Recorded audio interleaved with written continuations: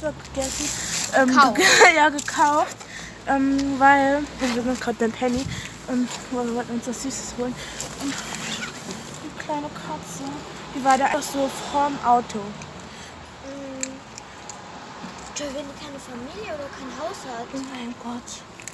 Also ich glaube, die hat heute erstmal keinen Hunger mehr. Ja. Joy, lass Katzenmilch kaufen. Katzenmilch? Kennst du Katzenmilch? Ja, warte, ich mal.